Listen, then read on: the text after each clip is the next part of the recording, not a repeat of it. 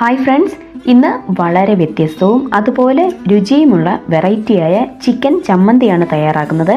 This is Aishwarya. Welcome to taste with ice.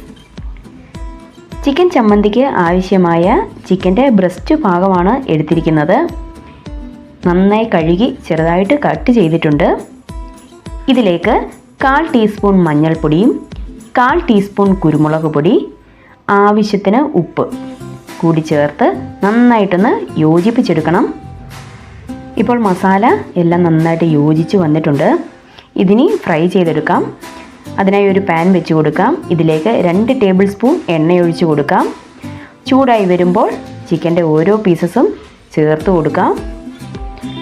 2 വശവും നന്നായിട്ട് fry ചെയ്തെടുക്കണം.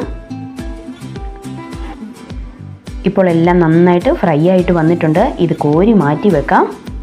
ഇനി ചമ്മന്തിക്ക് ആവശ്യമായ 1 കപ്പ് തേങ്ങ ചിരകിയത്, 4 ചെറിയുള്ളി, 2 പച്ചമുളക്, ചെറിയൊരു കഷ്ണം ഇഞ്ചി, 1 ടീസ്പൂൺ കാശ്മീരി മുളക് പൊടി.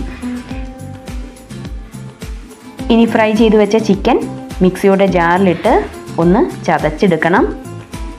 ശേഷം തേങ്ങ ചിരകിയത്, ഇഞ്ചി, മുളക് പൊടി, ചെറിയുള്ളി, പച്ചമുളക്, ആവശ്യത്തിന് ഉപ്പും ചേർത്ത് മിക്സിയുടെ ജാറിൽ വെള്ളമൊന്നുമില്ലാതെ നന്നായിട്ട് അരച്ചെടുക്കണം. ഇതുപോലെ എല്ലാം നന്നായിട്ട് അരഞ്ഞു വന്നു കഴിയുമ്പോൾ ചതച്ച ചിക്കൻ കൂടി ചേർത്ത് കൊടുത്ത് ചെറുതായിട്ടൊന്ന് ക്രഷ് ചെയ്ത് കൊടുക്കാം. ഇല്ലെങ്കിൽ ഒന്ന് ഇളക്കി യോജിപ്പിച്ചാൽ മതിയാകും. ഇത്രയായാൽ നമ്മുടെ വെറൈറ്റി ചിക്കൻ ചമ്മന്തി റെഡി.